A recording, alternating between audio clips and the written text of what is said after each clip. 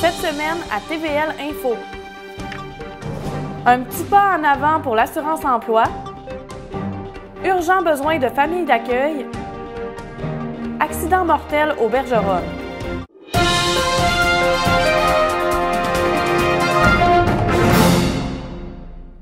Dès le 18 décembre, le nombre de semaines de prestations de maladie à l'assurance-emploi passera de 15 à 26 semaines pour les Canadiens. Un petit pas en avant selon Action Chômage Côte-Nord. Bien que l'organisme milite pour un total de 50 semaines de prestations maladie, ce supplément de 11 semaines offrira un répit bien mérité aux Canadiens souffrant de diverses afflictions, les empêchant de travailler ou de chercher un emploi, selon la directrice générale d'Action Chômage Côte-Nord, Lynn Sirois. Cette dernière dénonce toutefois l'absence d'un système digne et équitable pour les travailleurs qui souffrent de maladies graves. Ils n'ont souvent pas d'assurance salaire et ont payé toute leur vie pour l'assurance emploi. Ils se retrouvent dans une situation où ils doivent faire appel à ce programme et au moment où ils en ont le plus besoin, ils ne recevront que 26 semaines de prestations d'assurance emploi maladie, se désole Mme Sirois. De son avis, ces personnes ont besoin et méritent dès maintenant l'accès à une couverture acceptable.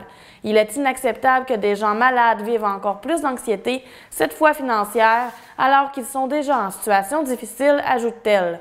La directrice d'Action Chômage Côte-Nord accuse également le Parti libéral de manquer de volonté politique dans ce dossier, puisque la grande majorité des parlementaires étaient d'accord pour bonifier le programme à 50 semaines. À quand la réforme promise par ce parti est due depuis 6 mois, se demande Lynn Sirois. La Côte-Nord dispose de 143 familles d'accueil, un chiffre en constante augmentation. Pourtant, ce n'est pas suffisant pour combler les demandes de placement d'enfants en difficulté. À la fin novembre, 2 places seulement étaient libres et le taux d'occupation atteignait 99 %. En 3 ans, le nombre de ressources s'est accru de 29 puisqu'on en comptabilisait 114 en 2019.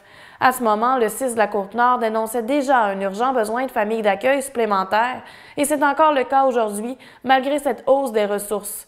Les besoins sont en augmentation. Dans les bilans réalisés par la Direction de la protection de la jeunesse, le volume des signalements augmente d'année en année. En 2022, on faisait état d'une hausse de signalements de 12,5 %, observe la chef de l'administration des programmes RI-RTF Enfants au CIS de la Côte-Nord, Nancy Bergeron.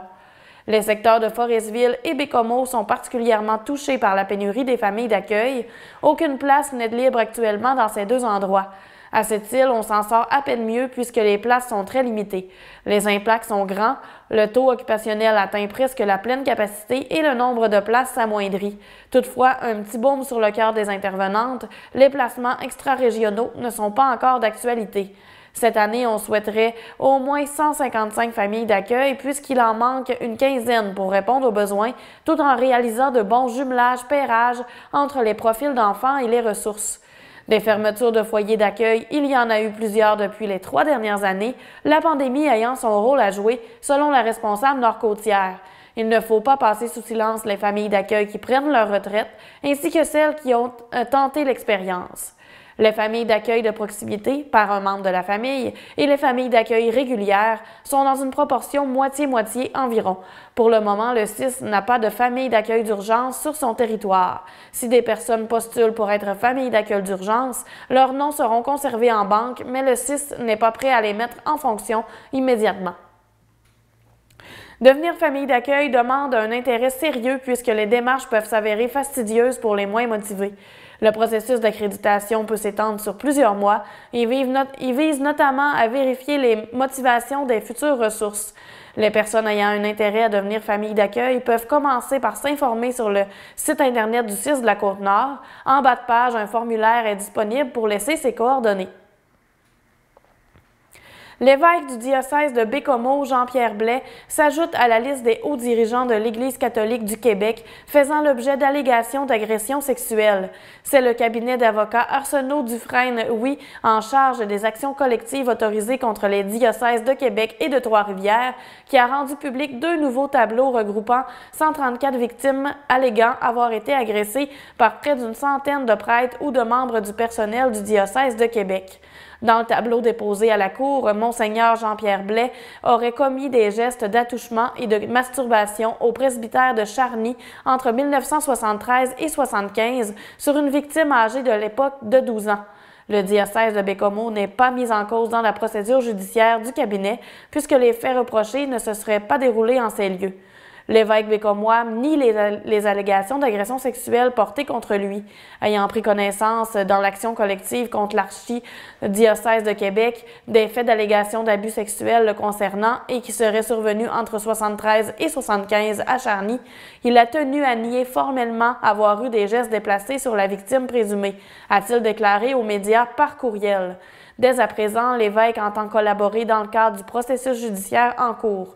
Dans ces circonstances, aucune entrevue ne sera accordée et aucun commentaire ne sera émis, a-t-il précisé.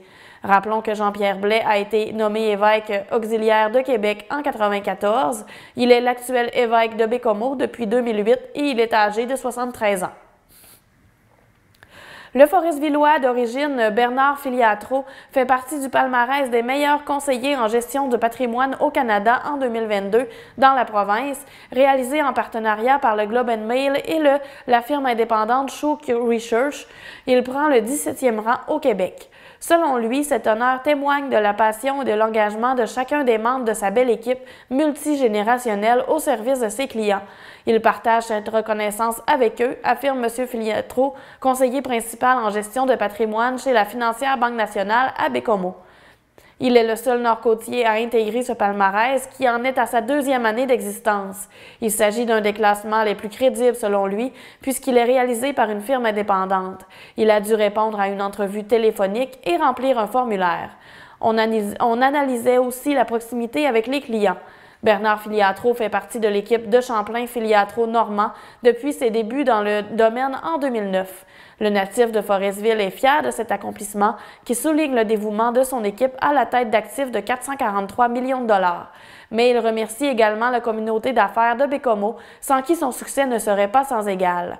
Depuis 5 ans, le bureau de Champlain Filiatro Normand s'est établi à Québec afin de servir des clients originaires de la Côte-Nord. Le conseiller en gestion de patrimoine, qui s'implique pour différentes causes dans sa communauté, souhaite poursuivre sa croissance à Baie-Comeau encore longtemps et précise que son équipe s'agrandira prochainement. Un accident mortel est survenu le 5 décembre près du camping Bon Désir au Bergeronne. Le conducteur d'un camion-citerne a été trouvé sans vie dans la cabine de son véhicule par les secouristes en soirée. Il s'agit d'un homme de 51 ans de Jonquière. La cause de l'accident est encore indéterminée. La circulation a été entravée une partie de la journée jusqu'à minuit. Un détour était en vigueur par le rang Saint-Joseph. Les résidents de 3 maisons dans le secteur ont été évacués en raison du déversement d'essence causé par l'accident. Ils ont pu réintégrer leur domicile le lendemain à la suite de l'intervention d'Urgence Environnement et du ministère de la Sécurité publique. Les policiers de la Sûreté du Québec observent actuellement une recrudescence du nombre de signalements de fraude à travers la province. Les fraudeurs se font passer pour des institutions financières ou des agences gouvernementales et demandent à la personne visée de remettre une carte bancaire ou de crédit avec les informations s'y rattachant. Des plaignants ont subi des pertes considérables dans les derniers mois au Québec.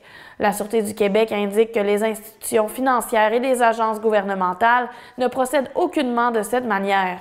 L'équipe de SQTV a d'ailleurs émis une alerte info à ce sujet le 6 décembre. Il y a différentes variantes dans certaines régions. Au lieu que les fraudeurs se fassent passer pour une institution financière, se font passer pour des agences gouvernementales. On peut penser entre autres à la police, mais le but visé est le même, c'est-à-dire de récupérer une carte de service, une carte de guichet ou une carte de crédit et pour ensuite avoir accès au compte bancaire de la personne.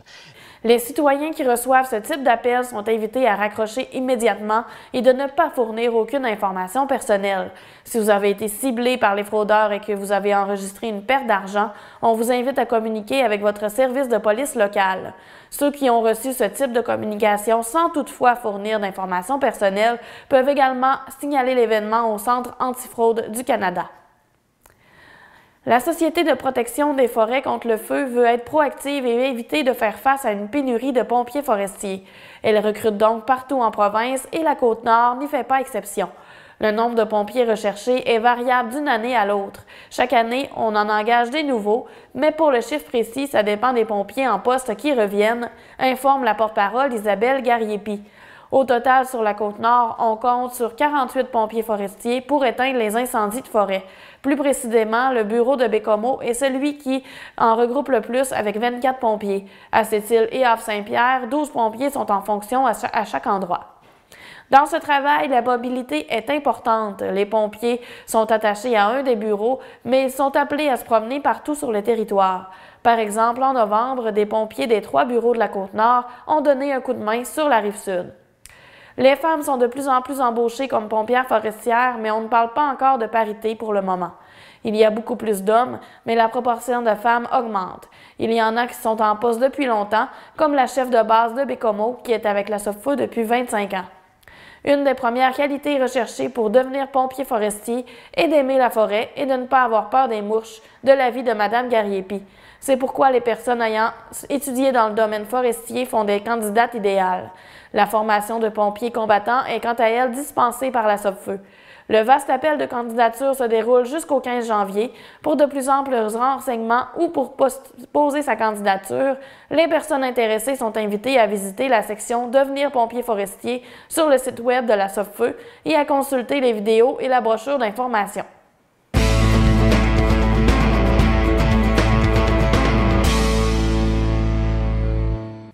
Dans le monde des sports, le défi du Canada en patinage artistique s'est tenu du 30 novembre au 3 décembre à Winnipeg, au Manitoba, et Andréane Foster a réussi à se qualifier pour les championnats nationaux canadiens Canadian Tower 2023. Pour sa première année dans la catégorie senior dames, la Forest-Villoise a terminé 6e pour le programme court et 10e au programme long. Le combiné des deux programmes donne une 10e place à Audrey-Anne Foster sur 32 patineuses. Les 16 premières dames se sont donc qualifiées en vue des championnats nationaux Canadian Tower 2023 qui auront lieu à Oshawa du 9 au 15 janvier.